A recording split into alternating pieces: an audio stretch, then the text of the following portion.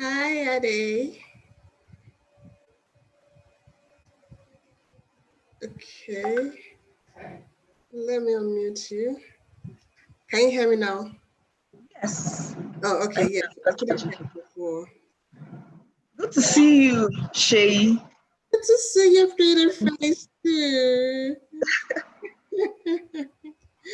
How are you today? I'm very well, thank you. So, okay. I was wondering why people had not come in.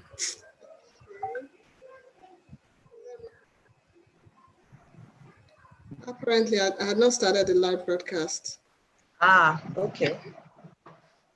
But I started it now and people are joining us. Very good. So please let's just wait for about 2 minutes No problem. so that we have you ready for us, right? We'll see. Let's hope that our network and everything else stays in shape. Don't You know, worry. you know, you have to have a backup to the backup to the backup these days. Absolutely, I agree with you. There was a session I was watching. Now it wasn't my session, I was attending another session. And I have a fiber network, so I usually Okay. don't bother with my backup, but I still have a backup. That's how the fiber did not work. My MTN backup also did not work. And I had to load data on my Wow. Salat. Even that finished within an hour. Are you 2 gig serious? finished in 1 hour. I said interesting. I was in a session. I was facilitating a session sometime this week it was, and suddenly, I ran out of data and I thought that is not possible. I just loaded 15 gig, only to get onto my phone, check it, and actually I found that there was some data theft going on. So apparently folks had been able to breach my password and actually get into my data. So now I restrict usage. It's really Seriously, unfortunate. Yes, very seriously. It's unbelievable. how did that happen? I have no idea. I've not heard that before. Ah, all sorts of things happen these days. All sorts of things. Thought I had my glasses here. I'm getting old now. That's what my children tell me all the time. That what? I'm getting old. Age is in the mind, though. Tell them that you are still young, go. Yes, Which I one? young. Sweet 16 like you. You should go and sit down Thank you, somewhere. thank you, thank you. Oh my. I hope my sound is fine, or do I need to use my headset? No, the sound is fine. It's just All right. okay. All right.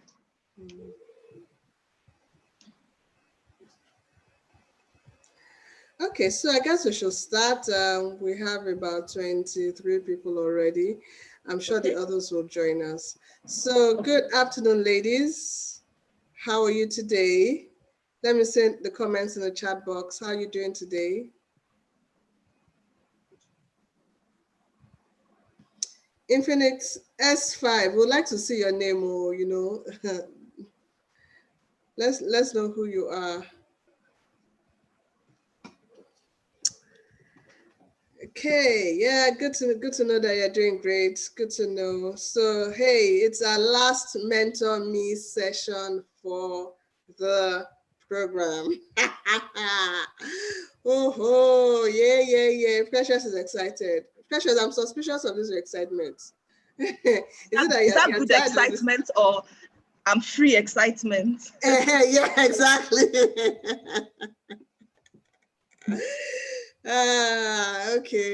Okay. So, I mean, we have our facilitator for today. I've sent you her profile.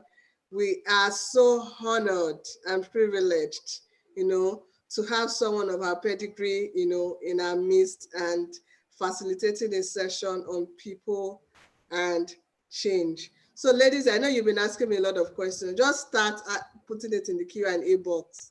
Yeah. I've also told our facilitator that you ladies are ready for her. You have, truckloads of questions. So she's the CEO of Simply Unforgettable, which is an events come HR consultancy organization. Did I get that right? That's just, I mean, my own understanding of, you know, what you do. Yeah, she Summary. has over 2 decades of experience, both in the legal practice and as a HR professional for the oil and gas sector. So, you know, she's bringing wealth of experience in managing people, wealth of experience in managing change.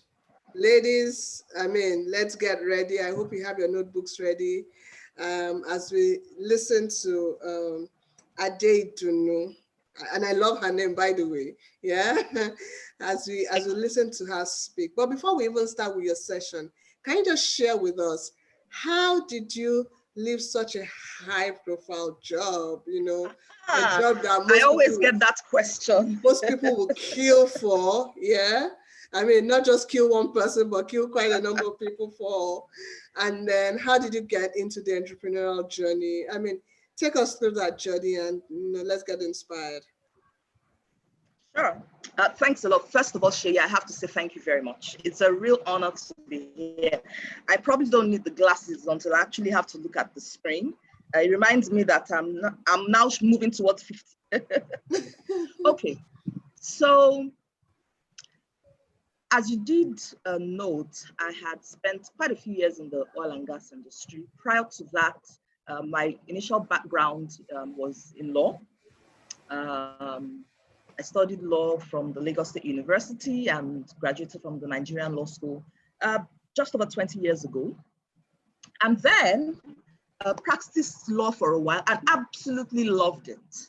You know, I really, really enjoyed it. And I mean, at the risk of being immodest, for a new practitioner working with more senior people, my seniors had real hopes, significant hopes that I was really going to go far in the legal world for a number of reasons. And, you know, I always say that sometimes our path in life is not necessarily planned. You know, we hear all these great things about visualize the future, which you must make all your plans, but there will be certain detours that will happen, which you never planned, that will end up being catalysts to really, really awesome things in your life. And when you see those opportunities, you must take them on. I will say to you, interestingly, I got into the oil and gas industry by mistake, almost, if you like.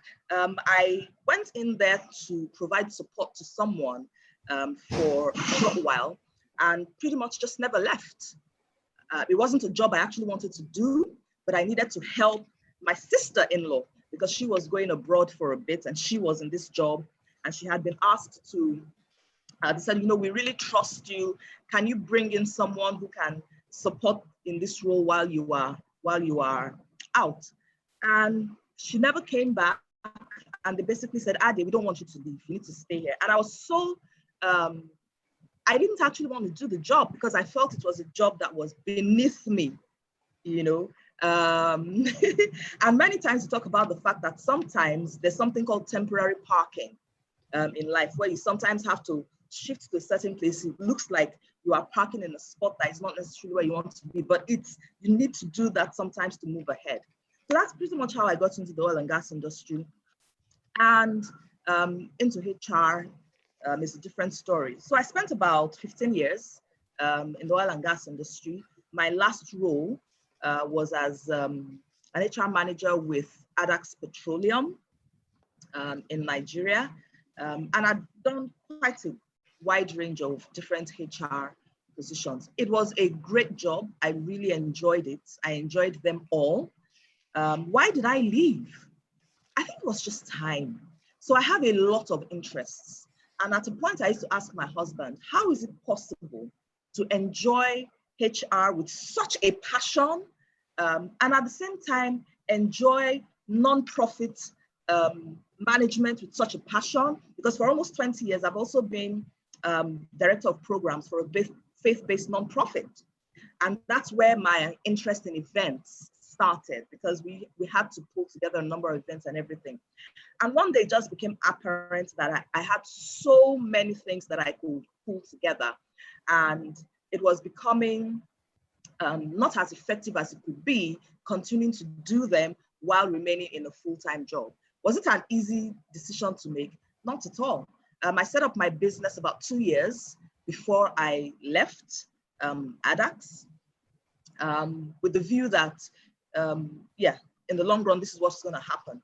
I'm always one that is of the view that I'm not going to be 60, working to retirement before I leave an organization. I still want to be able to do my own stuff prior to then.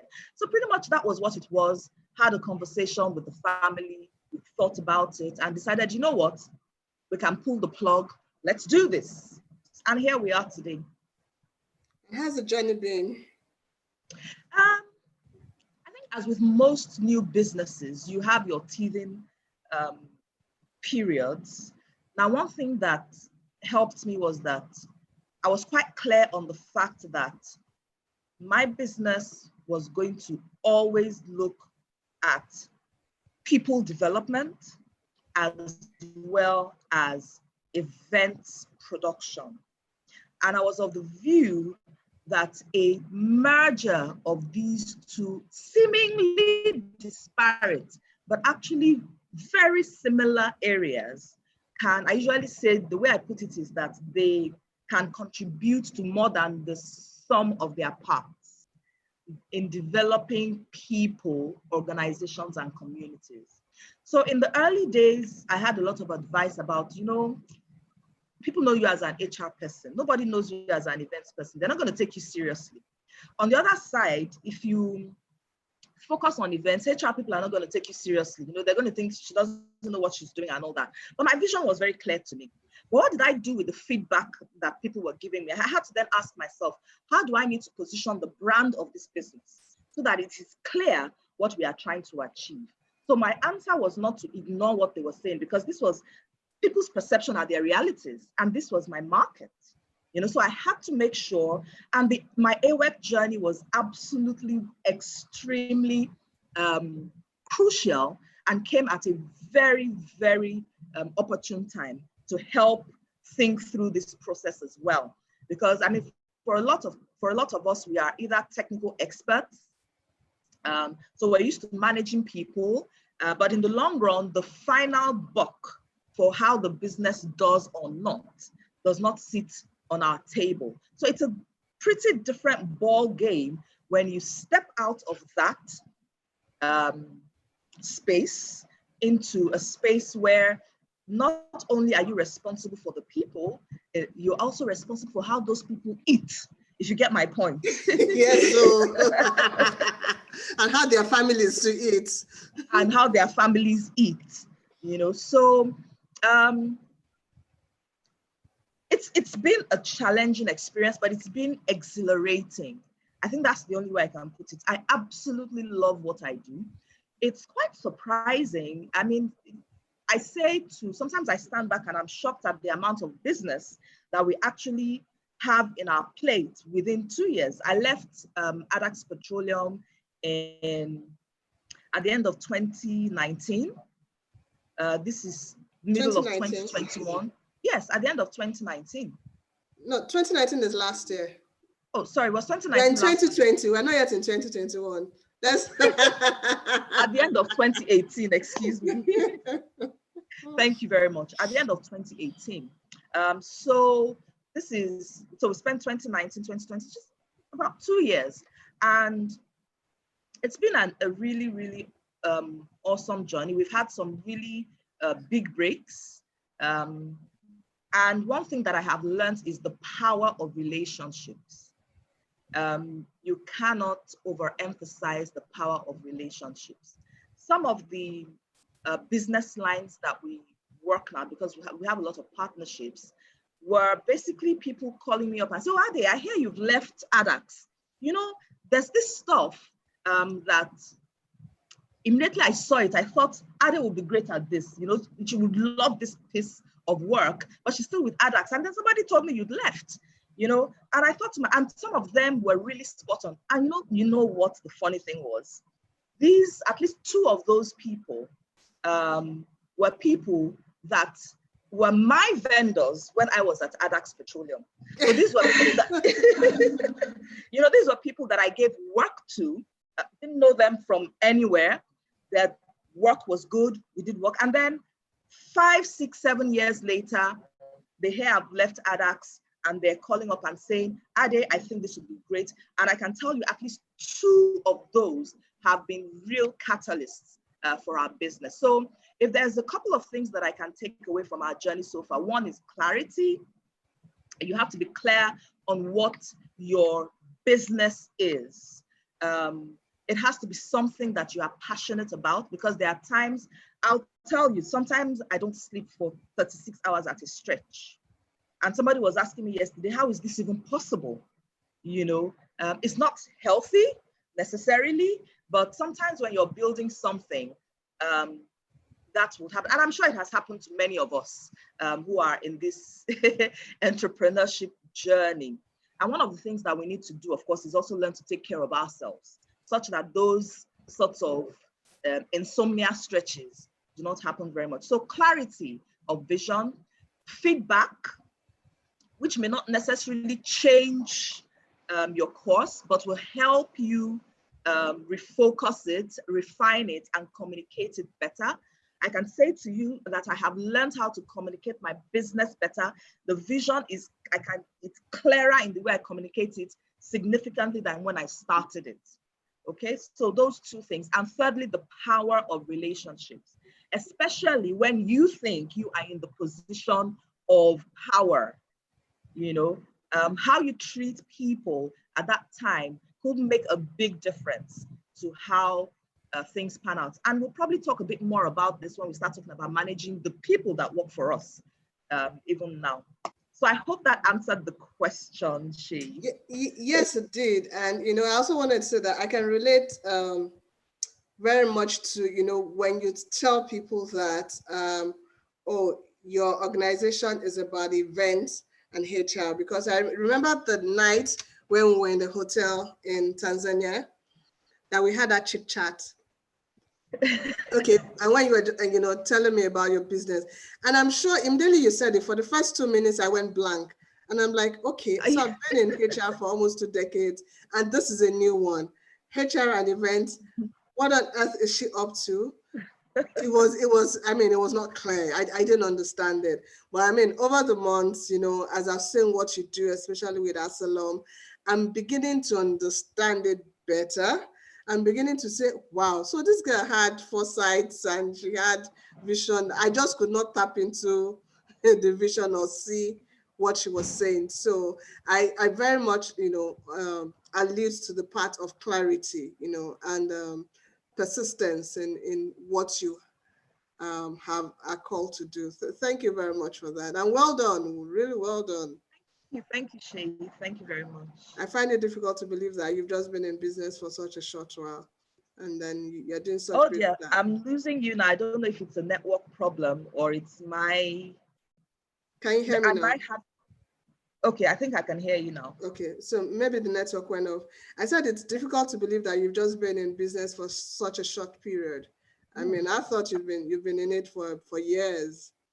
I'm sorry. I might have to put on my headphones. Looks like we're weaving in and out. Yeah, let me just do that. All right, then that's fine.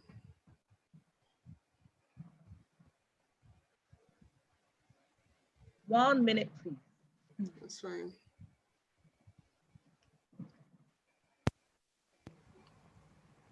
There we go. Can you hear me better now? I can hear you better. So it looks like it was my problem. Okay, but we can't hear you as clear as we could before. Oh, wow. You can increase the volume. You can increase the volume of the headset, yes. It's actually at the highest, as far as I can tell. Oh, really? You know what we're going to do is once we start, I'm going to take off the headset and I will just. Okay, it's clearer now. Oh, okay. It's clearer now. Okay, so the floor is yours, Ade. Please teach us. Let's learn. I have my notebook and my pen. I don't know about the teaching business, so Shay, I know your background, so. But I have my notebook and my pen. Okay. So you can share your screen. And then Yes, I will do. Let me just share my screen and then we will go.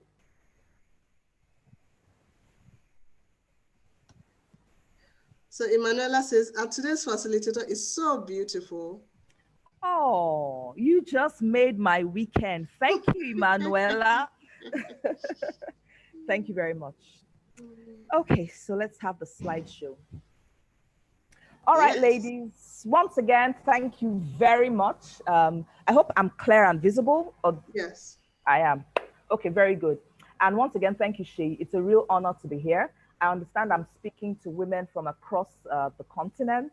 Yes. Thank you for taking the time to go through this program, the entire program, because both myself and Shay are alumni of a similar program, and the value of those things, particularly the networks that they help you create, and the differences in perspectives are totally invaluable. So I'm sure she has shared some of those experiences with you, and I'm sure you will find them useful as you go forward. I will not bother you with any of my background anymore because we've had that conversation pretty much. Suffice it to say that I'd like us to take a quick look at this screen. And I want us to find 6 hidden words in the picture. Okay, let's start with that. If you can find 6 hidden words in the picture, type them in the chat box. 6 hidden words in the picture. I love things like this. Am I allowed to participate? You're the boss. 6 hidden words. Okay, I see mirror. Someone says mirror, straw, tiles. That's 3. Mirror, straw, tiles. That's just 3. Where are they Couch. seeing it? I can't So see you it. said where are they seeing it? Cord. Thank you. Okay. There's no frame. Oh. Where are we seeing frame? There's no frame. Okay, we need one more. I haven't seen the last one unless I'm the one missing it. No, lamp is not, there's no word called lamp. Cat. But actually, ladies, you are doing really perfect. There's one, okay, there's one more missing. No, not computer. The words are actually written somewhere. Very good. So mirror, straw, cat, tiles, couch, and cord. So for those of us, well done, very well done, ladies. This is the quickest I have ever seen any team, even those that were face to face, finding it. And maybe it's because you're looking at it close up on your screens. Let us show Auntie Shay that cannot see it. I'm going to pay a visit to my optometrist. He needs to refund my money. Well done. Let me show you where they are. Let me just get my laser. Actually, let me use my marker. So take a look at this. The first thing you need to do is, after we see the first one or two, you establish a pattern as to where you will find them. So here we are with cats. Okay. Yeah. And then, let me just minimize. Here we are with cord. Can you see it? Okay. Yeah. Okay. Now, can you start to see a bit of a pattern as to where you will find them? They will actually be on the objects that they represent. Couch. Okay. Couch. Very good. Straw. Straw. Exactly. 2 more. I've seen mirror. Very good. Mirror. And I see someone chatting. Yeah. One more. Yes, she got it. Valerie, well done. I think Valerie got all 6. Tiles is the last one. Thank you, Precious. There we go. Tiles. Do we see tiles? Do you see it, Shay? Yes, I saw it. Yes, I saw it. Exactly. So those are our 6 words. I believe we got all 6 of them. Couch, straw, mirror, cat, cord, tiles. Now, what was the point of this initial exercise. I will go back to my mouse and let's see how we move. Managing people and change in a growing business involves looking beyond the obvious. One. Secondly, it involves enabling different patterns of thought. The reason why most of us will not have seen this initially is because we would expect the words not to be hidden within certain objects. But managing people and change, particularly in a growing business, where our strongest focus is ensuring that this business stands, talk less of making profit, will involve us looking beyond the obvious and enabling different patterns in our thought processes. And that's what I wanted to bring to us very visibly as we started this conversation. Now, having said that, I would like us to consider a couple of things. When we're talking about managing businesses, managing people, and managing change, there are a couple of words that immediately come to mind. And so having played both in the corporate space and now in the entrepreneurship space, one thing I can say to you, let me just take off the annotations on my screen.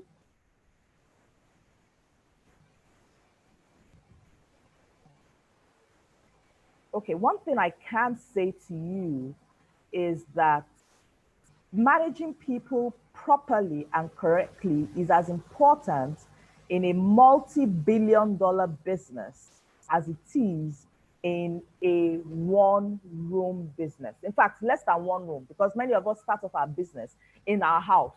So we don't even have a room for it, okay? Managing people and change properly and consciously, not allowing it to happen to us along the way, is as important and critical in a multi-billion-dollar business as it is in a one-room business. Now, many of us would have heard the comments, especially in the agricultural side of the business in Nigeria, and sometimes even in retail with people that have shops and everything, where people talk about the fact that pilfering is what kills a lot of those businesses. Pilfering is a people issue, right? So, but when you consider it, efficiency in the long run is a people issue. Customer service is a people issue. Honesty is a people issue. When you get down to brass tacks, practically everything, including profitability, are people issues. And how we manage those people issues and how we navigate change, especially for us as growing businesses, we're in a continuous state of flux. We are always in a state of change. We're in that what we might call forming and storming stage. And it's very important for us to recognize that we need to grow our skill and our capacity, not just in the business line, but in managing the people that are so critical to that business. Now, as I wanted to lay that as a foundation, there are a couple of surveys that I will point us to.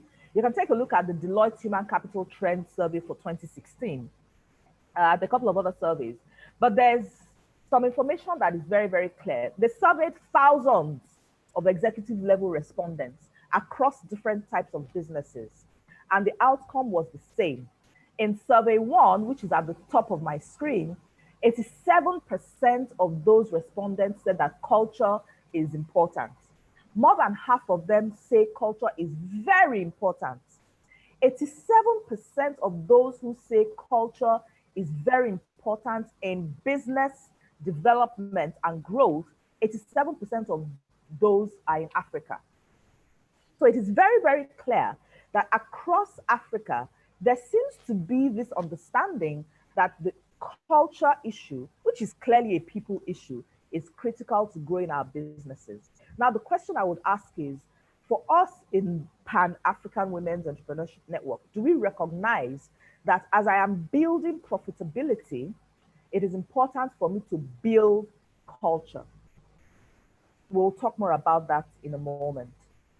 In another survey, 92% of the respondents were of the view that if they were able to improve their firm's culture, they would improve the value of their company. Now, this is a very, very important thing to bear in mind. Culture is key to the success of enterprise, and every serious business owner has to recognize this, which means I need to consciously shape the culture in my organization. The first question some folks would ask is, so what exactly is culture? And I will address that momentarily. I hope this screen is visible to us. I'm not sure what devices we're using, whether we're using laptops or phones. If you're using a phone, you might struggle, but you can spread the screen. I'd like you to put the culture word aside for a moment. I see a chat. Is it a comment? Okay, it's visible. Thank you very much. Thank you, Lara. Now, I'm sure for most of us as business owners, we're pretty clear in our purpose. Otherwise, we wouldn't have set out on the entrepreneurship business.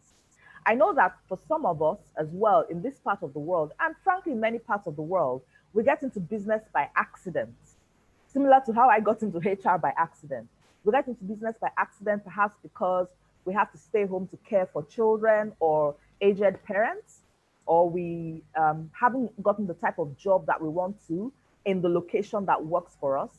But regardless of how we got into business, if you're not clear on the purpose that your business is here to establish, that thing that is overarching, that is bigger, that would, what would you want people to recognize after you leave the scene? What should your business be saying to people? You need to try and clarify that in your mind. Now, once you have been able to do that, right, you then have to start to discuss set your objectives. I'm sure this conversation has already happened, over time and within out of your business purpose. Now, here's the part that you may not have touched on, because we say all these things about setting strategic objectives, being clear on strategy, and forget that many, many times we lose the plot between purpose and objectives and performance in that space where culture and climate plays, which is this space where you start to see the blue. Okay? Predisposition and motives is basically who we are. What are my natural inclinations? Then, why am I doing what I do? And this is important for me as the business owner. It's also important for me to clarify this for the people that work with me. I remember when we were in Tanzania at the AWEC conference last year, there was a very, very interesting lady who runs one of the most successful indigenous consulting firms in that country, who shared with us. And I couldn't agree with her more. She said right from the start, even as a small business, one thing that she made very clear is we will hire people that fit with the culture of our organization first, before we will now talk about their capabilities. So because the capabilities are important, but more importantly is, do they fit within the culture we are trying to build here? What are their motives for coming to us? Are they just marking time? And it doesn't mean that if somebody is marking time, you shouldn't hire them, but you need to be clear about that. And both of you need to be clear on what are their reasons for being here, so that your objectives are met and their objectives are met. Okay, so predisposition and motives are very important, whether in a growing business or in an established business. Now, there really isn't much you can do to change people's predispositions. People are who they are. Their motives can be changed, but in the long run, that depends on them. Now, one thing that is in every individual's control, however, is their behavior. Behavior is different from predisposition, but many times we tend to mix them up. There's a reason why I am emphasizing on this for us as business leaders ahead, and you will see this as we go along. let's continue the culture, climate, and business effectiveness conversation for now. We have all our strategic objectives set out, and then we get into this murky space where many times we lose the plot. What structure have I put around my business? Am I even thinking around the structure question? Does the structure of my business reflect where I am today? Or does it reflect where I want to be tomorrow? It needs to be a little bit of both. It cannot be too forward-looking, otherwise it will not be effective for today. But neither can it ignore tomorrow's objectives, okay? So organizational structure is important. And frankly, many times when I say these things, I have to remind myself as well in the day-to-day rush of ensuring that you're meeting clients, you're not just getting business of today done, but you're also generating business possibilities for tomorrow.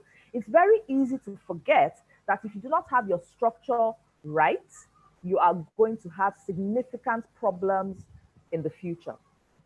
Okay, and it doesn't mean you need some huge organizational structure. A couple of boxes that make it clear who is responsible for what. And it doesn't even mean that only one person has to be responsible for certain things. But let's just okay, A and B are responsible for both of this, so that there is a clear line of responsibility and there is a way where you can manage accountability. Okay, so organizational structure is also good for clarity for the people that work for you. Because many times we blame people for not doing stuff when they're not clear on what they're supposed to deliver. Okay, so clarity is important. And of course, it's also important in a growing business to have people who are flexible, okay? Because sometimes things will have to change pretty swiftly. So the piece around organizational structure is something you need to look at. Now, here's a very important piece: leadership behavior. Many times in your business, right now, you are the only leader, okay? My behavior actually impacts my business significantly. So you need to stand back. We need to stand back as business builders and ask, what sort of behaviors am I saying to the rest of the organization, as well as the people who are looking at us from the outside?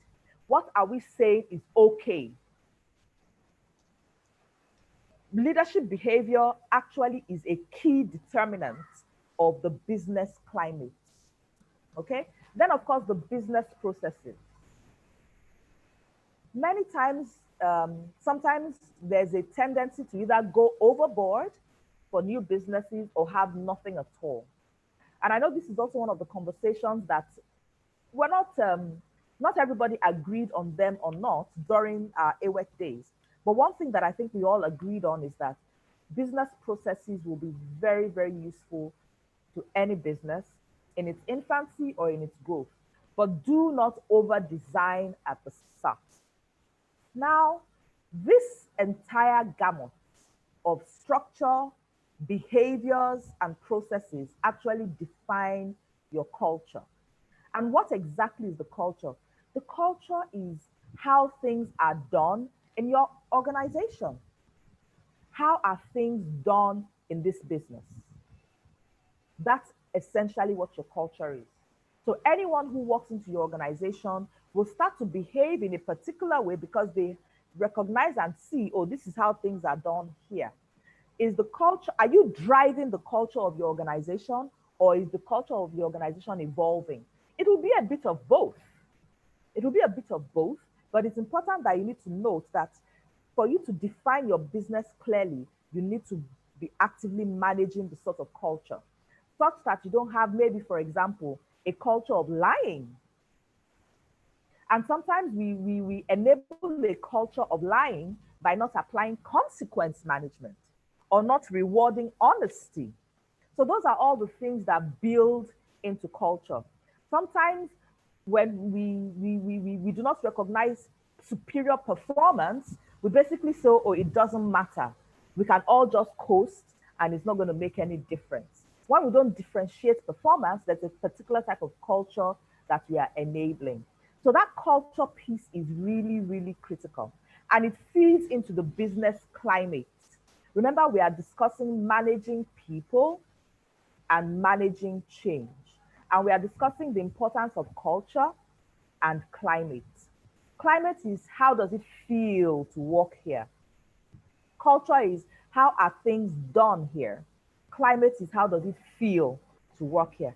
The how does it feel to work here will impact your customers, because the sort of climate that your organization has is what is going to push out to your customers. That is what they are going to see. That is what is then going to define how they see your business. So it's very important that we learn to manage the culture and the climate of our organizations, and sometimes recognize that perhaps we ourselves need to adjust to a culture that is more enabling of the sort of business that we want to build. And all these leads to our performance outcomes. Okay.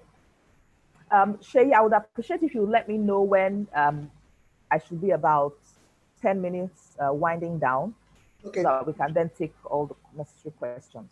So thank you very much. Having laid that foundation, let me just say, one thing that you can see very clearly from this model, which by the way is not my model. This is a model that was, I mean, these are almost no-brainers, but the way it's been captured is the model that was developed by Dr. Akin Okparison, who himself runs a consulting business and is also a senior fellow with the Lagos Business School. Prior to that, he was HR director for Shell Africa. And is a man that I have a lot of respect for, because he doesn't just talk leadership, he lives leadership. Now, a couple of key things that I'd like you to take away from this model that we've looked at. It is that strategic objectives have to pass through the filter of culture and climate to reach performance. Again, no matter how clear my purpose is, my strategic objectives have to pass through the filter of culture and climate before we can reach performance outcomes. Now, I'd like you to go to the right of my screen and notice, first of all, that leadership predispositions and behaviors are key to the climate, okay? The behaviors of me as the leader or the other leaders I am bringing into the business are key to business performance. If culture is key to business performance, then the components of culture are key to business performance. The other thing I would like, Sorry, can I cut you? Can you please just explain some of these terms as you go on? Because I'm just also trying to imagine that some people may not understand some of the terms, so that we're sure that we can carry everybody along. Okay, all right. So I think I had defined culture, if I'm correct, okay? Yes. And I had defined climate. Now, predispositions, I believe I had defined that as well. It's your makeup, your natural inclinations. Business performance is essentially meeting your objectives, okay?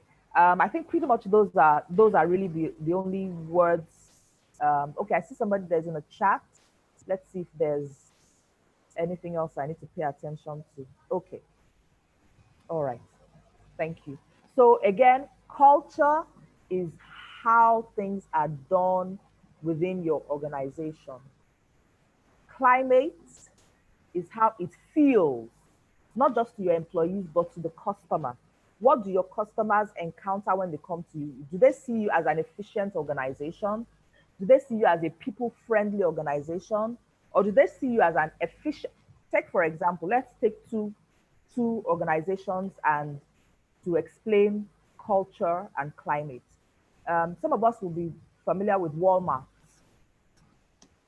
And on the other end, let's say JCPenney, okay? So Walmart as a store is known for bulk purchases and low cost. Low cost, low cost, low cost. And that's the brand that they want to push. Now, there's a particular sort of culture that they need to build to be able to push that sort of brand. These are people that need to be able to relate with people on the shop floor very easily, people who walk up the streets, getting off a bus. They're your people next door sort of culture.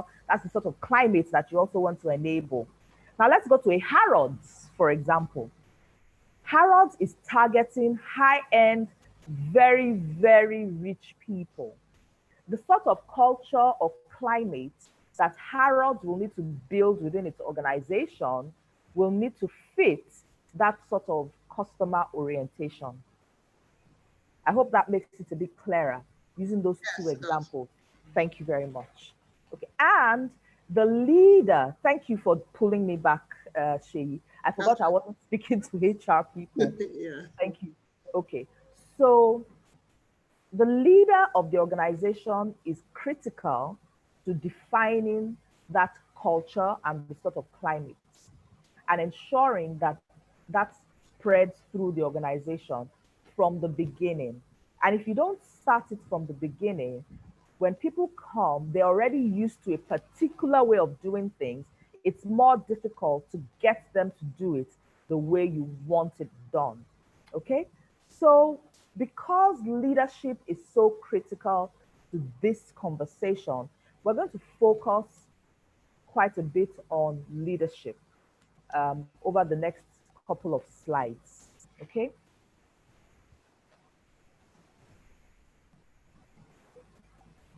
Shay, do you want me to answer questions? No, you answer questions afterwards. At the end, okay. Yes, they are dropping their questions in the Q&A chat. Okay, thank you. All right. So let me move on. Now, when we talk about this question of leadership, culture, climate, etc., we can say a lot of things, but in the final analysis, we will learn these things only when we apply them in real life outside. Like we always say, you can show all the parts of a bicycle on a PowerPoint deck, but you will never actually learn to ride a bike until you get on top of one.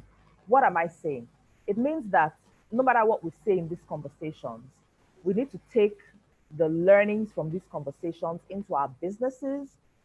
Sometimes it will seem like it's not quite working in my business. Oh, my business is different. These people and climate thing can work for all these big organizations. It doesn't work here. The data shows different. The data is different. The data states very clearly that people issues are as critical to small businesses as they are to large businesses, and we need to manage them accurately and properly from the start. Okay, I hope it will get clearer as we go along. Now, when we talk about leadership or managing change and people, there are three possible ways to look at it. There's the skill set, which is actually learning what you know how to do, okay? The skill set is what you know how to do. The tool sets are the things that you are able to use to manage your people. For example, maybe organization charts, job evaluations, those are tools. The skill sets are actually being able to do those things. But the mindset is obviously even understanding or being clear in my mind that this is important in the first place. And that's actually where I would like to park my ship today, the mindset of managing people and change. That's what I'd like to focus on today. On this leadership journey of managing people and change in my small or growing business, where should I focus? And why is it important? So those are the questions that we're going to try and answer, because skill sets you can build along the way if we have the right mindset. Tool sets, there are all sorts of tools for managing small businesses, some of them free, some of them for subscription purposes in the cloud, not expensive, but the mindset is something that we need to grow ourselves. Now, moving ahead, I'd like to share a little story with us. I don't know how many of us like to watch war movies, for example. Um, some of us may have heard of the Battle of Normandy and the Battle of Catherine Pass. For those who may not have heard of it, these were two battles in the Second World War. And these two battles were told very different stories. The one on my left was a disaster. You can Google it after now. They lost about 60 to 70%. They had 60 to 70% casualty rates.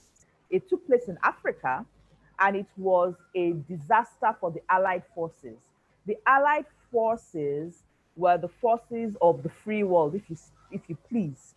In World War II, Hitler was basically trying to rule the world and turn the world into a fascist state, which means people like us, Black people, were considered subhuman. This war, the Battle of Catherine Pass, was lost by the Allies. The Allies included the Americans and the Europeans. Just less than 2 years later, there was another battle by the same Allies, which was the Battle of Normandy.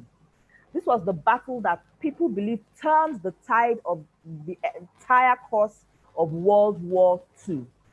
The Battle of Normandy was where the troops were able to land on the shores of France and begin to push back the German army.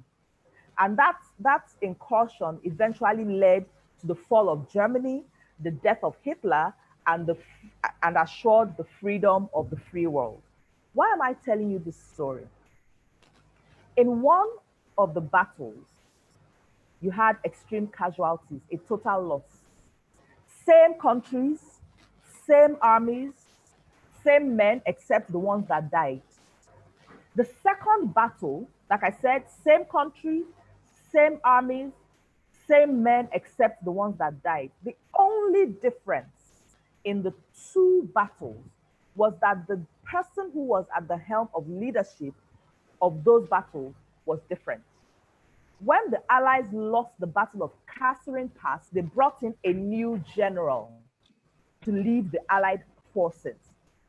And it was that gentleman, I will share his name in a moment, it was that gentleman that basically planned the Battle of Normandy and executed it successfully. What is the morale of the story here? You can have all the expertise within the business. We can have all the right structures.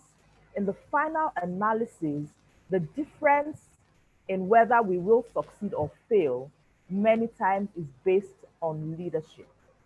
Leadership of the owner of the business is critical, as well as the type of leadership that we are enabling further down our business. How are we building the person who is our shop manager? What sort of leadership qualities am I expecting from them?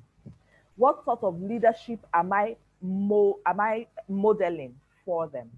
The only difference between the disaster of Catherine Pass and the victory of Normandy was a leader. And we will see who that is as we go along. Now, critical takeaway number one to you, my colleagues, is that leadership is critical to results. We saw some data around that originally, and we also saw that in the example of the Battle of Catherine Pass and the Battle of Normandy. Leadership is critical to results. Money is important, but leadership is critical.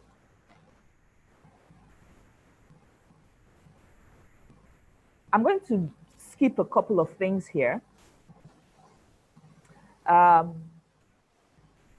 like to spend 1 minute on this screen. One of the reasons why leadership is important is because leadership drives engagement. What's the meaning of engagement? The engagement level of our employees is defined by these things I have written here. How much extra effort will my employees put into my business? That's a very, very easy way to define engagement.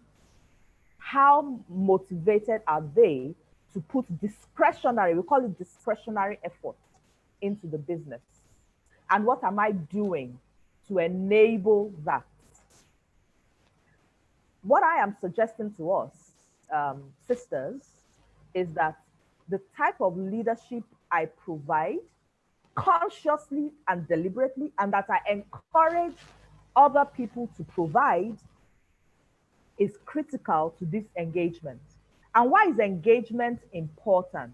Because engaged employees make businesses profitable. Let me list what you will see in an engaged employee. The engaged employee will be clear on how their job contributes to the organization's success. We've all heard the story, I'm sure, and I'm sure it has probably been shared during the course of this, about the bricklayer who somebody asked him, what are you doing? And he said, oh, I'm laying bricks. I'm laying bricks. And another bricklayer was asked, what are you doing? And he says, oh, I'm building a wall. Another bricklayer was asked, what are you doing? And one said, I'm building a cathedral. Now, I'm sure you can imagine that the bricklayer who was clear that these bricks he's laying day by day are contributing to the building of a cathedral, and he can visualize it in his mind, is more likely to get there at 6 a.m. than the one who just thinks, oh, well, we're just here to lay bricks on top of each other. Are we starting to be able to think about the sort of people within my business? Do they understand how what they do on a daily basis is contributing to the success of the organization? I'll give you an example. My husband runs an agro business. And one of the things I encouraged him to do, for some time, there were some challenges. There was lots of money going into the business, and it wasn't reflecting in the output. And we kind of narrowed it down to the fact that people were not, the employees were of the view that, oh, these people that are in Lagos, they are enjoying. We are the ones doing all the work here, and all our input is simply going out to go and fund the lavish lifestyles of these Lagos people. And then I encouraged my husband, and you know what? I would suggest that you do a profitability matrix of this farm. Show people how much you have put into the business. Be transparent. Let it be visible to them. How much has gone into the business? How much it costs to maintain it on a daily basis? How much the output is sold for? And what is your profit in the long run? And you'd be surprised at the change in the attitude. These were not particularly educated people. These were, farm hands. But essentially what he did for them and to them was to say, this is what is going into this business. This is what we're able to produce. This is the output. So in reality, you are not funding my lifestyle. In reality, I am actually carrying this business. So the people have a line of sight from what they are doing to the output, and it makes a big difference. Now they want to know how much profit is when they're able to spend 2 to 3 hours extra, or when they can save diesel costs. They know that it goes to the bottom line. So making those things visible, helping people understand how their job contributes to the organization is critical to managing people and change in our small businesses. Okay? I think that example kind of pretty much speaks to the issue of engaged employees. Now, here's a question. How many of our people care about the future of the organization? That's a real challenge for many businesses today. Because in reality, if people cared about the future of the organization, they wouldn't steal from the organization. And I know it's something that people grapple with all the time. And I guess the question that we should ask ourselves as business leaders, and the answers will change from business to business. There's no magic bullet. How can I make about the future of this organization? One thing that I have found that helps with my small business is to give them a stake in that business. A stake in that business doesn't mean give them shares in the business. necessarily. It simply means when the business does well, they do well. So my model is that I don't pay a high salary. I pay a salary that is a living wage. I do not pay an exotic salary. I mean, when I say exotic, I mean exotic for the SME level I'm at. But what my people do know is that for every project that we do, it is not only Madame that is chopping the profits. Every project that we do, they know that something extra. So they have, and it's not just coming to them from the revenue, it's coming to them from the profits. So they have a stake in managing overheads. So I'm calculating profit per project before we even go to profit of the whole business. Okay? Profit per project, which means your records need to be right. It's something that I keep working on. My records are not as what they should be, but managing it project by project helps for me. So my people know that, yes, my salary may be lower than XYZ, but I know that when the business does well, it impacts my bottom line. So when even they are invested in ensuring that this happens well. So I think that pretty much tells the story of engagement. Employee engagement is critical when you are managing change and people in an organization, especially a growing one. Your people, so a big organization can manage people, you know, that are just warming chairs. A small organization cannot do that. And you know, the other thing that is a challenge for us in this part of the world, in Africa, is that many times we use our businesses as charity. Don't do it. If you want to give money to a cousin that is not doing well, please take cash and hand it to them. Don't bring them into your business to destroy it. Because if you bring them into the business and they destroy it, not only have they destroyed it for you, you can no longer support them. So bring people, it doesn't mean you should not give people a chance.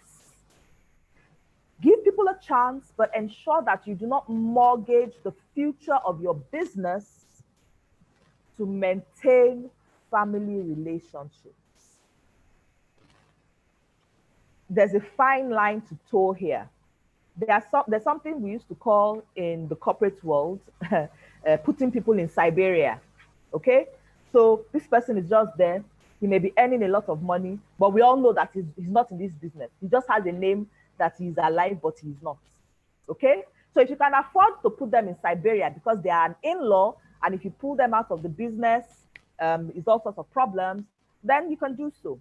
But it is best not to get into those situations. So if you're bringing your sister into your business, bring your sister into your business because she has the capabilities you're looking for and has the interest of the business at heart. And frankly, the only way people are going to have the interest of my business at heart if the bottom line also falls to them, okay? So that's all about engagement. There's some data I will share with you about engagement. Look at this 17%, just look at the 17% on the screen. Organizations who had employees, 75% of their employees were highly engaged. In other words, they had those characteristics I showed you, were 17% more productive than those that had disengaged employees. That is a lot of money. 21% more profits when you have highly engaged employees than when you are just managing people in your organization. Now, there's the difference between engaged, non-engaged, and disengaged. Engaged people have all those characteristics I showed you just now. Non-engaged people are just coasting. The disengaged people are the most dangerous. They are the ones who are actively working to pull down your business. They are bad-mouthing you to the customer. I'm sure some of us are relating. This job says, how much then they pay me? They come excuse me, they come to work in the morning. Not only are they doing nothing, they are poisoning everybody else. in managing people and change in a small business, you have to make hard choices early on. Pull a bad tooth out before it kills the rest of the mouth. Do it in a compassionate way, exhibiting strong leadership. Pulling the bad tooth out is not about slapping people around. I've heard the worst of horror stories about employers slapping their employees. I hope that none of us have done that. If you have, don't. Believe me, I have been tempted. I can tell you. I have been tempted. Because you just wonder, are you not understanding? You know, but what I always encourage people to do is stand on the other side. If you were that employee, yes, oh, I won't behave like that, fine. But does that justify bad behavior? Because let's call a spade a spade.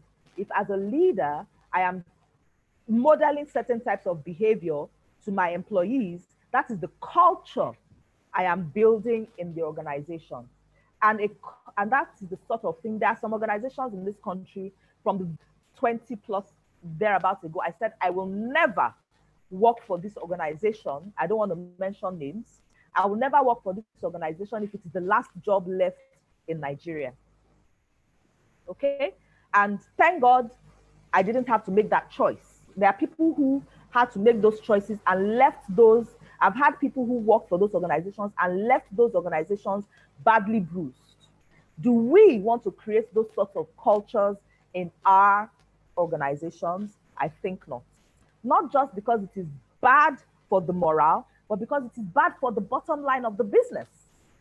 Engaged employees make your business 21% more profitable than non-engaged employees, 17% more productive. So the question I want us going away with at the end of this session is, what can I do to make my people more engaged? Okay. Effective leaders equal engaged staff. Engaged staff equals differentiated performance. What's the meaning of differentiated? Is what we saw in this last slide I showed you, where some people were earning 21% more profits than others. That is differentiation, okay? Where there's a difference. So when you put that together, you see that effective leadership drives differentiated performance. What does that mean? When I, as a leader, are clear on the sorts of behavior and culture that I want to drive in my organization, it will lead us to be more profitable. That's the bottom line of everything I am saying. And I'd like to give you a practical example. This is a real company in Nigeria. Remember, we are talking about the mindset of leading people and leading change in organizations, especially small businesses. And I'm approaching it from this standpoint because many times as small business owners, we are of the view that I can't deal with this now. It is really critical that you deal with it now. This is a particular company, real life company, that had to focus itself on strong leadership practices. Basically took all its leaders, including the CEO, and said to them, there's a certain type of behavior that we want customers to see when they come into this organization. And they defined those behaviors in writing. So if your organization could be a human being, how would he look like? What sort of characteristics would your organization have? They wrote it down. And then they said, okay, if this organization is going to have these characteristics, the people in this organization have to model these characteristics. And we cannot insist that our farm hands or our stores, the guys who mix the things, the paint that we make or whatever, to start from them. It has to start from us. So, which means these are the sorts of behaviors that we as leaders need to start to enable or practice or model in our organizations. Now, within 3 months, like I said, this is a real life, this is not Gallup or Harvard Business Review. This is Nigeria. It's an organization I know, and they have the data. They recorded a 16% increase in production. That's what throughput is about. How quickly they're able to move their production processes. What had happened was that there was a blockage in production. Okay, there was a blockage in moving products out. So the factory was producing adequately, but the customers were not getting the products. What was happening? It was within the logistics team that the blockage was. So once they identified that the logistics team was the blockage, they then went in to find out what exactly is happening here. It was not a skill problem. You will be surprised. It had nothing to do with logistics skills. It had everything to do with the quality of leadership of the logistics manager. What was happening? The logistics manager was the sort of person that wouldn't listen to feedback from his people.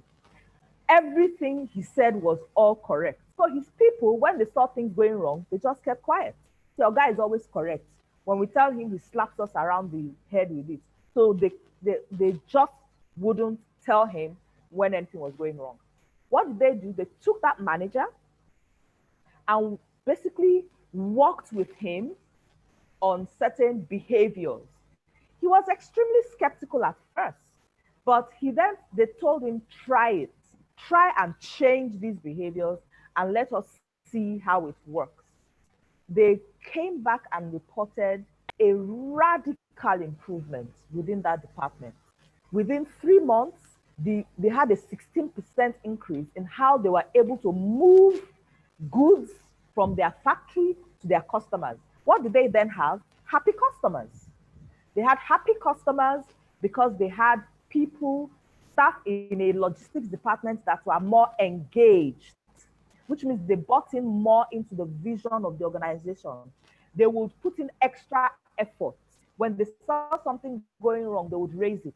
And all that could be traceable to simply taking a manager and helping him grow into the sort of culture that we had defined for our organization. What did that business then decide to do? They decided to then take that department as a pilot and then start to share with the rest of the organization what had been done within that department so that they could model those behaviors throughout the business. So this is a practical Nigerian example of the data that I shared with us in the previous slide. 16% increase in our ability to delight our customers will put a lot of money into our bottom line. So critical takeaway 2. Remember, the first thing we said is leadership is critical to results. Now, this second one is that leadership is about effectiveness. There are a few tools that I'm going to share with us. I want to show us a video. I hope it works here. Let me show you. So too. Okay, just a minute. So please take a look at this video, and then we'll have a quick conversation about it.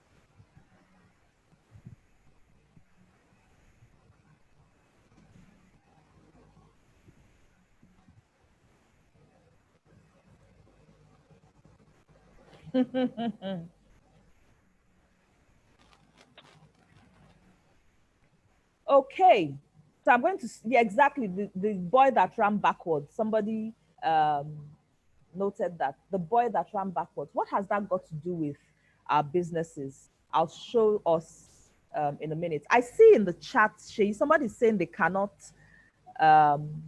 hear me properly. I don't know if that's a general problem. Well, I think it's maybe localized to that person because others can hear. All Everyone, right. yeah, others can hear clearly. All right, that's fine. Thank you. Okay. All right, Choma, thanks for letting me know you can hear me loud and clear. Okay. So, okay, somebody said they cannot hear. It was the video they were referring to. Okay. All right, that's fine.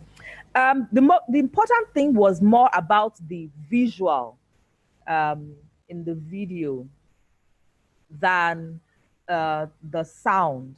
Somebody noted it's about the boy that ran backwards.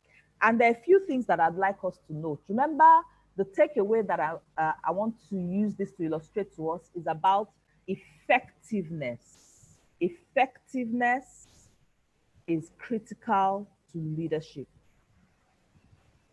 Now, bear in mind that this young man ran really fast, okay? So obviously he was a good runner. In fact, excuse me, the adult that was trying to catch him was finding it very difficult to catch him. So he was putting in a lot of effort and obviously had skill, but he was running the wrong way. So he was putting a lot of skill and effort into the wrong thing. The point there is that skill and effort are not sufficient to guarantee success. We must have purpose and the direction must be clear. So he was good at running, he invested the effort. Now here it is. He was going the wrong way very, very fast. He was doing the wrong thing very well. Remember, we're talking about managing people and culture. Do your people understand the why of your business? Do they have a common understanding of the culture? Do they have a common understanding of what it means for you people to win? And what are the values of your organization? Critical. Is everybody clear on what it means to win? Or after we have all run forward, somebody's taking us backwards? And are they clear on the values of the business? That is what this is meant to illustrate to us. So as a leader, I must be clear on the game I'm in, what winning looks like in the people space, and I must make it clear to my people as well. Shaya, I believe we should probably have about 2 or 3 minutes left, right? Or we should be done now. Yes, yes, we can quickly just warm up. Very good. Now, I'm going to ask us to, there's a tool that I would like us to use when we're done with this, to ask ourselves as leaders and as our business leaders, am I just being efficient or are we being effective? Are we doing the right things or are we just doing things right? What you want to be doing is both. I will share this with Shay after the class and with some instructions on how to use it so that you can, I'm sure she has probably used it as well, you know, and ask yourself, how much time am I spending doing the wrong things? And am I even doing them wrongly? When I say me now, as a leader and the organization, then are we doing the wrong things, but we are doing them very well, like our young man? So are we clear on our purpose? Are we clear on the direction? When I say we, you, me as the leader, as well as the people that are coming after us. It was the young man that was on the third leg that spoiled the race. It wasn't the person at the beginning. It wasn't the coach. It was somebody that was on the third leg that wasn't clear on where the entire business was going that spoiled the race for everyone. So I will encourage us to get some clarity around what sort of culture do I want to build in this organization? What is the purpose of my organization? How can the culture of my organization, how do we want to do things around here in such a way that we're able to meet that purpose? And now, are we doing the right things? The right things are the things that are feeding into our purpose, and are we doing them right? So by the time you finish this exercise in your own time, you'll discover whether you are spending 35% of your time here, 20% here, 15% here, and only 5% here. If we're to manage people and change accurately, this is where we need to be spending at least 70% of time in our business. I would like to stop it here and take questions. Okay, thank you so much, Ade, for that session. Let me start with the questions on YouTube. Okay, I forgot to mention that we are streaming live to YouTube because some people find it easier, Okay. you know, to log on via YouTube. So I'll start with that. Okay, so the first question is from Omolara Manoa, and she says, how were you able to break away from the mold of staying as a practicing lawyer? Did you face internal and external conflict, and how did you push through?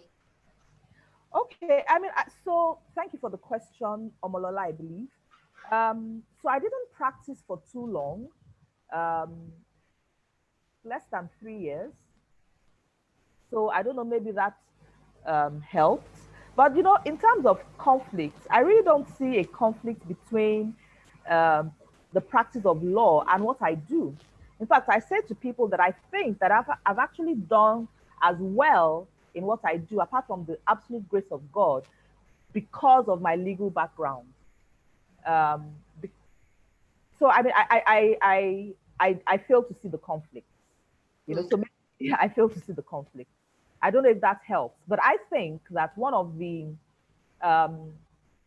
best ways to see the trajectory of our life is, what can I take from where I'm living that will enhance where I'm going? Because we're a conglomeration or, you know, an amalgamation of all our experiences.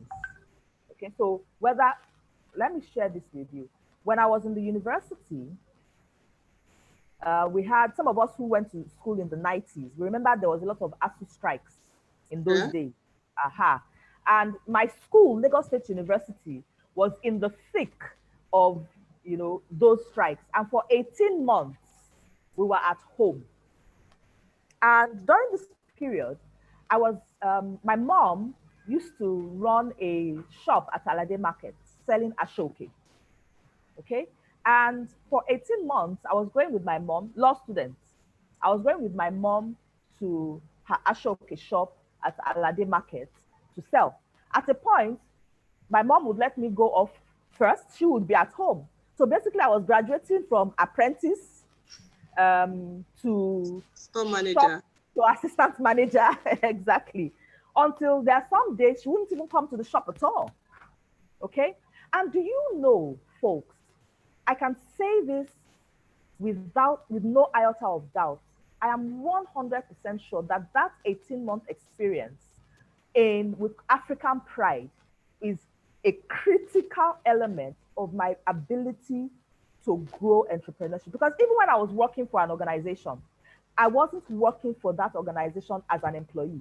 I was working for that organization as if it was my father's business. So what's my point? Every experience that we have amalgamates to be who we are. So we can either allow them to be conflicts, or we can allow them to help us become more rounded people. I don't know if that helps, Omolola. Yeah, I'm sure it does help. I mean, there's so many people saying thank you in the chat box. But let me take the other question on from. So how did you stay on course on your business despite the not so positive feedback? Okay. Well, it was two things. I think, first of all, there were passions for me. Okay. So, and because I had some of the things I was looking to do as a business were things that I was already doing in the non-profit space, I knew that it was doable. I just needed to package it correctly. And also be clear in how I want to position it. One thing that I made it very clear from the beginning was, I am not a party planner. So I can plan parties, but I will not do them because there's a particular persona that I am building for this business. I'm not a party planner. I am not a wedding planner. And there's nothing wrong with that. There are lots of people who are far better than me at doing that. But the sort of work that I am looking to do is the sort of work where we are taking people development and we are putting context around it, such that when people are coming to learn or grow or develop, you have not just thought about what they are coming to learn, you have thought about how you are enabling what they are coming to learn. And that's how we got into things like gamification. We do a lot of educational events. We work with the Beauty Therapy Institute to put together their annual events. The Beauty Therapy Institute is an African franchise. We're currently partnering with the Asilium Group, that's an Israeli company, to implement in West Africa the Asilium International Mind Olympics, which is basically focusing on the future, the workforce of the future.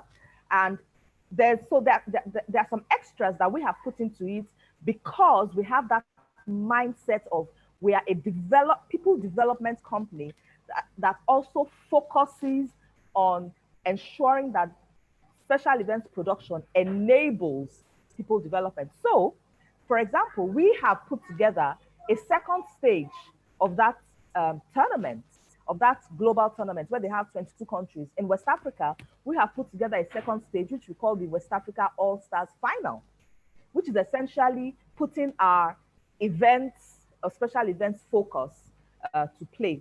So something that is very important about being able to stay the course is knowing that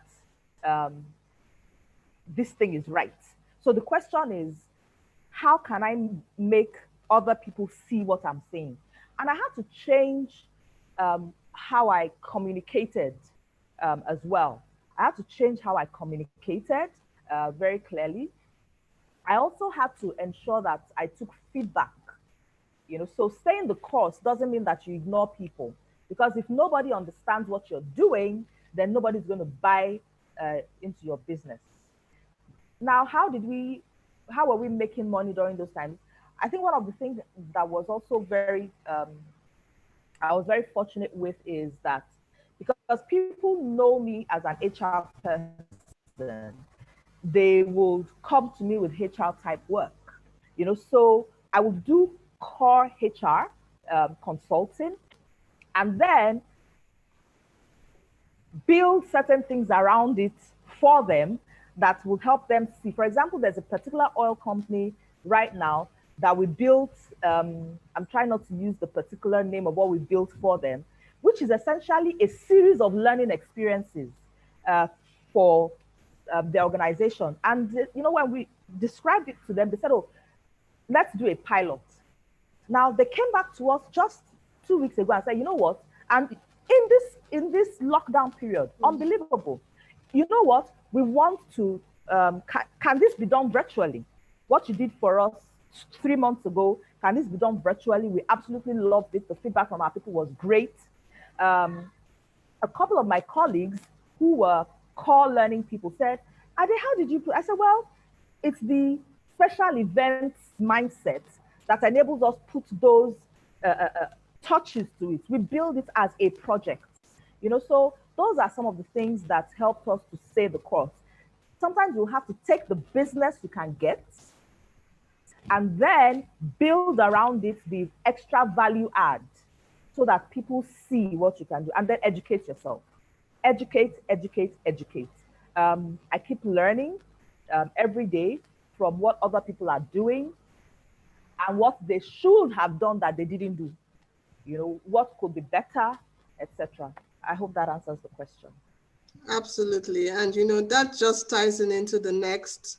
We have both a comment and a question from Melvin. Melvin is from Cameroon. And she says, thank you so much, Ma. I would like to contribute if it's okay. I had this culture of forcing my employees to read the same book, and sometimes I organize sessions to discuss these books. this transformed their mindset a lot. Absolutely. So that was a comment. But now she's not saying, how does this have to do with business culture? Ah, absolutely critical to business culture. In fact, you have answered the question up front yourself. Remember, when we defined culture, we said culture is how things are done around here, in summary. So let's use my home, for example. Now, my kids know that when I come into the house, when we're all going out to work, when I come into the house, the living room has to be spick and span. Okay? They know that. Living room and kitchen needs to be clean.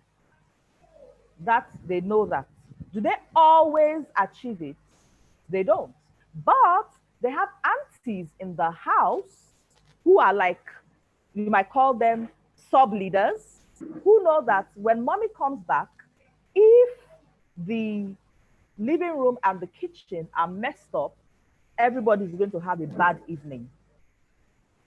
So people started to develop a culture of ensuring that the way we do things around here is to ensure that we pick up after ourselves. So it becomes a part of how we live. Now, when somebody comes from outside, maybe on vacation to our home, they know that in this house, we don't just leave the kitchen in a mess. We don't take dishes to the kitchen and drop them. All the children have days, at least the older ones, have days on which they are washing the dishes. So nobody can just leave their dishes on the dining table. That's the culture of our house. And that drives how people see us outside. Now, let's imagine that our house is a business. And take the book that you asked your people to read. What you're doing is that you're changing their mindsets.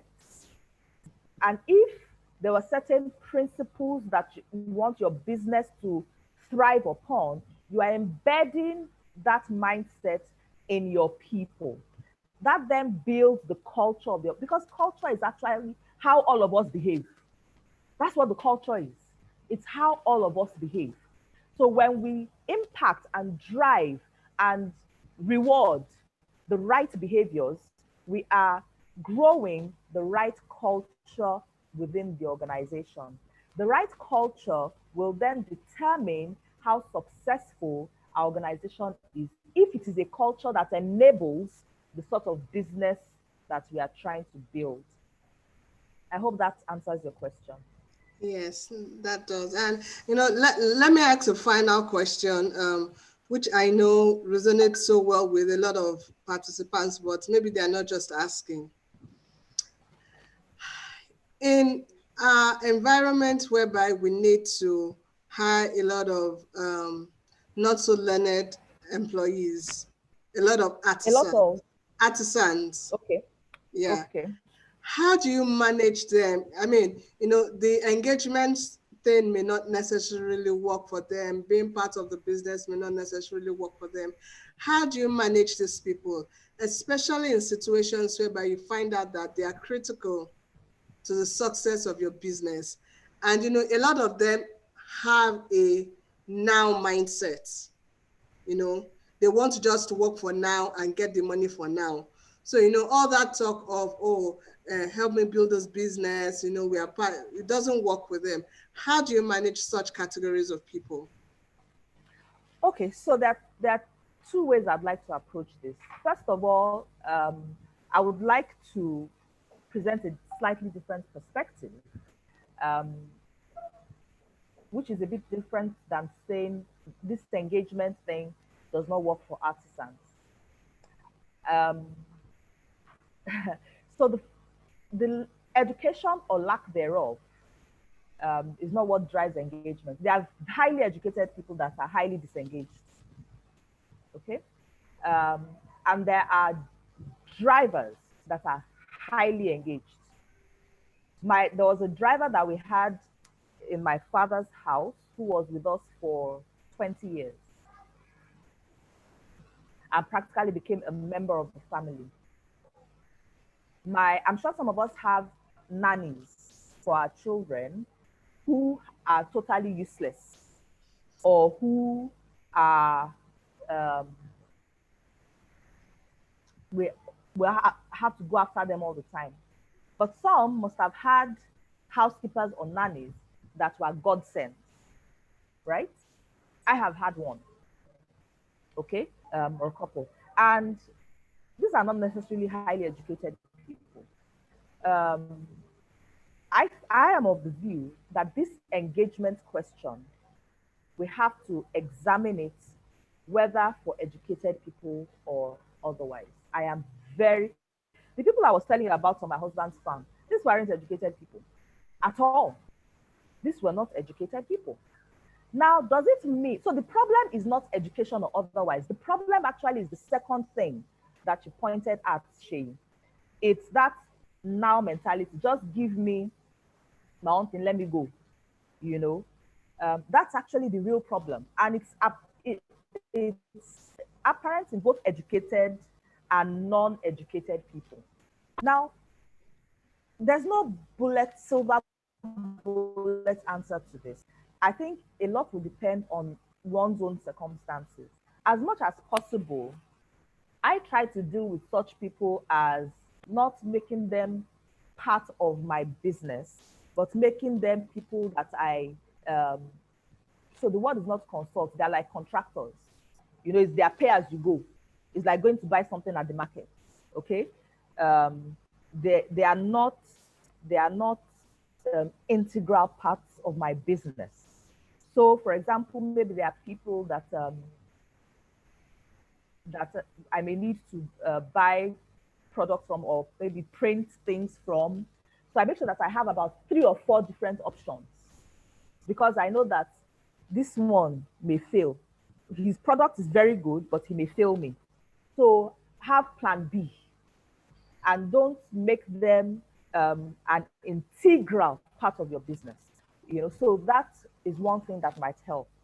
But I will strongly suggest that we also, shift from the mindset that because people are uneducated, the engagement thing doesn't work.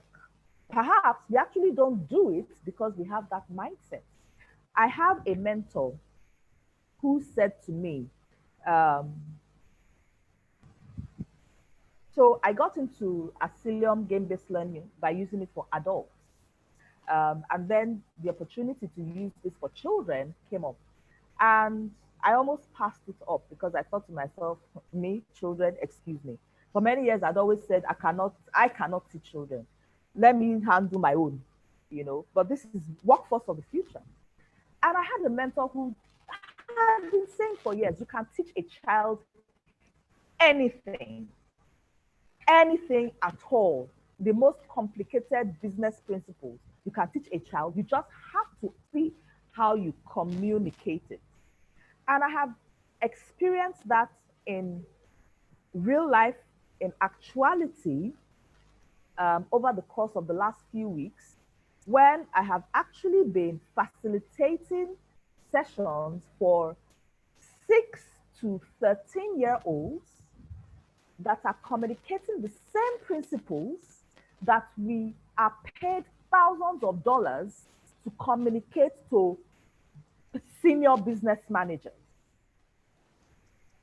So what's the difference? The difference is in how we present it. But the principle, the concept, things like end to beginning planning, the concepts around decision making, the concept around finding an anchor when you are making decisions, same concept, 100%. Okay, so what I will encourage us, now it's very easy to talk when you are not having to deal with a difficult artisan. I recognize that. And perhaps I would have hesitated to answer in this manner when I was not running my own business. But I've done this now for 2 years, and I can tell you that, yes, it is a challenge. And of course, maybe my business is easier because I have to deal with more educated people and all that, generally speaking. But I've given you the example of the sort of business my husband runs. And even within this business, we still have to deal with people at certain levels. Perhaps they're not so integral. But two things I've said now. Let us consider, how can I engage these people? What are the things that are important to them? And you know what? If this person is stealing me blind, then I have to know that he's a thief. Okay? And then I have to protect my business. Is it that I remove him from the business? Otherwise, he's going to kill the business, or I basically put him at arm's length, and he's an external contractor. So, like I said, pay as you go. Again, I don't know if that helps or answers the questions. That's fine. Thanks a lot. Okay, so sorry, I know I said final question the last time, but we have one more from Anu. So she says one of our staff who is really supportive became highly disengaged due to the fact that she brought in an admin person, and she brought one of the staff who is very effective as the administrator. Several attempts to elicit information on sudden change has been abortive. What can she do? Okay, so if I understand the question, you had a particular employee who was really supportive of your business. Then you brought in somebody who was highly effective in a particular area, admin. Yes. Okay, and now your supportive employee basically feels that you have replaced them. That's what I see. They're not as supportive anymore. Yes. And you have tried. I mean, the first thing I would have said was what you've already done, to have a conversation with them, and try to understand what the challenge is, what the issue is. Yes. So, and she's already tried that, and Yes. it's not working. The only other thing that I can advise right now is perhaps there are other things going on around that other employee that are not visible to you. So perhaps you might want to then ask questions from other people within the organization without making it seem as if you are checking on this your trusted employee. Okay, because there are two things that could be happening. One is that they feel insecure, that, oh, with this new person here now, I'm no longer as important to madam as I used to be, or they feel you don't appreciate everything that they've invested into the business. That could be one. Or they were actually doing something that they can no longer get away with. I hate to say this because obviously you have a lot of high regard for the person, but believe me, I've seen it happen. Okay, so you might want to check that without becoming a suspicious person. Just check that out, and continue to try to show to this employee that you consider them a valued individual. Now, it will also be good if you are clear on what the role of this new person is and what the role of this employee is. And perhaps the reason why you have to bring in the new person is because the work is expanding. The committed employee is having a lot on their hands. You need to help them see that actually it's a good thing for them that you are recognizing the fact that they're so valuable to the business that these other things, let somebody else handle them. I need you to help me focus on this critical part of the business. So those are some of the things that you might be able to try. Frankly, I've been in that situation, and luckily the person that was working wasn't doing anything underhand, so it wasn't a case of that. It was simply a case of feeling, we were the ones that started this thing now. Where did this person suddenly come from? And they are the ones that they are asking to do this, do this, do this, do this. But I had to make it clear that, look, in this area, this individual will help us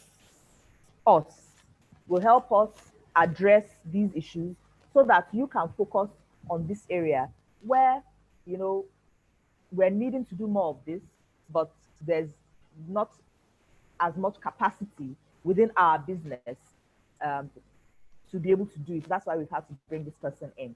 So maybe try that and see if it helps. If it doesn't help and this person continues to be disengaged, perhaps, you know, it might be time for, maybe they need a bigger challenge. Um, in my HR career, I, I always say to people that work for me, um, I find it a compliment when people that work for me are poached by other organizations. Um, so perhaps this particular organization is no longer meeting their aspirations, and this great organization can see that they have capacity. You know, so people who come to tell me, oh, I got this job in this sort of place, because they know that, okay, so let's talk about it. What are the terms and conditions? I have a mentor who actually was known for doing that in his days at an organization which I don't want to mention, such that a lot of the people who are senior HR leaders in many of the organizations today passed through him and consider him a mentor. So perhaps this individual either has outgrown your organization or needs a different path, and you may need to find a way to help them transition. It doesn't mean you are kicking them out of the business. It could actually mean that you are helping them find their um, their way forward into something else that they need to do. I hope that helps. Thank you so much, Ade. We need to end now. Although I can see some more questions coming in, but we've really run out of time. Thank you so much. It's been an enlightening session, a very wonderful and useful session to the participants and their businesses. So ladies, our closing ceremony will be next week. More details will be sent to us via email and on the WhatsApp group. Don't miss it for anything, and do enjoy the rest of your weekend. Thank you. Ade, have a nice weekend too. Thank you. It was great being here. Thank you for your hospitality. Thank you, ladies. All the best. Well done. Susie, she's a very faithful person. Yes, I saw that. I saw that. Well done, Shay. God bless you. God bless you too. Thank you so much. Bye. Bye.